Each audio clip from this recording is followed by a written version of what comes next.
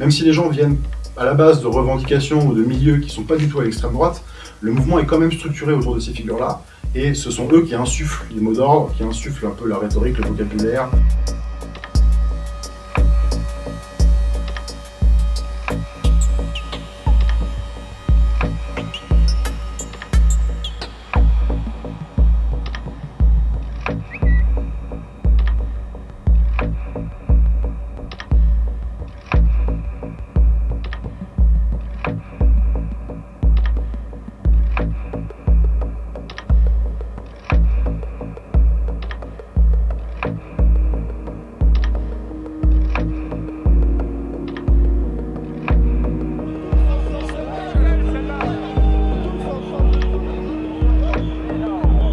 Déjà, tout le refus du vaccin et des mesures sanitaires, ça vient principalement, un, d'une défiance vis-à-vis du politique, et deux, d'une défiance vis-à-vis des industries pharmaceutiques. Et du coup, ça a pris un peu le dessus dans l'identité de certaines personnes qui avaient par ailleurs d'autres affects et qui n'étaient pas toujours anti-vax non plus, quoi. Covidosceptique, ça réunit énormément de parcours, d'affects différents, de gens qui peuvent venir de l'extrême droite, de l'extrême gauche. Il y a eu la grande lessiveuse de ces 2 années de pandémie,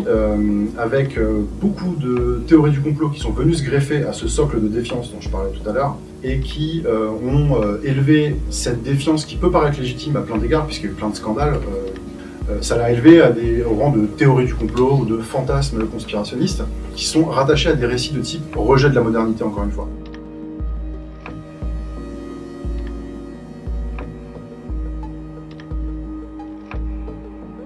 On peut remonter assez loin, on peut remonter au début du XXe siècle. Il y a eu un courant de pensée qui s'appelait le pérennialisme,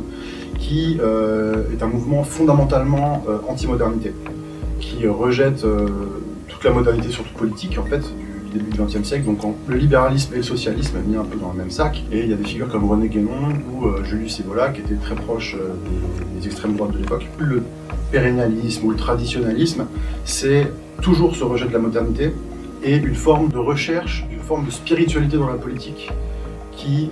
rejette encore une fois les intérêts matériels pour amener des politiques qui vont défendre l'âme de la nation, ce genre de choses-là.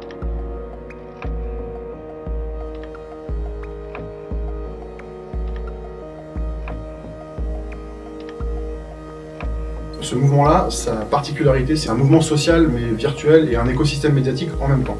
Et quand on regarde un peu les pontes de ce mouvement-là, c'est tous des vidéastes, des youtubeurs, des influenceurs, des scientifiques, mais qui vont passer sur les médias alternatifs, comme ils les appellent. En fait, c'est tous des gens qui viennent de la grande famille de l'extrême droite. Par exemple, des Richard Boutry, très catholique, pratiquant, Alexandra Henrion-Caude, qui était à Civitas et à la Manif pour tous.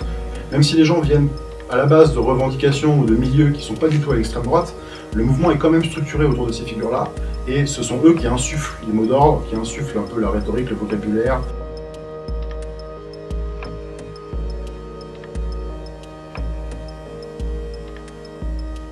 Alors, il y a plusieurs raisons, mais je pense que la principale, c'est le fait que RT a soutenu les Gilets jaunes en 2017, pas forcément par humanisme, mais parce que RT s'est organisé depuis des années pour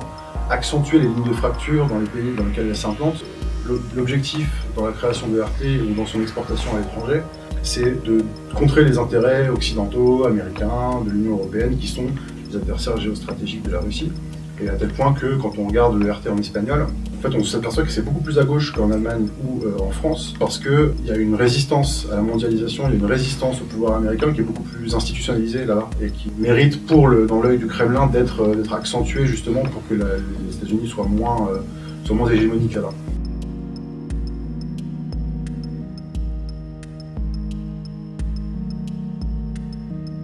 Dans la posture de Vladimir Poutine qu'il essaye de vendre à l'étranger, au public réfractaire, il y a ce côté je suis le rempart face à l'Occident, je suis le rempart face à ces valeurs sordides que l'Occident essaie de défendre,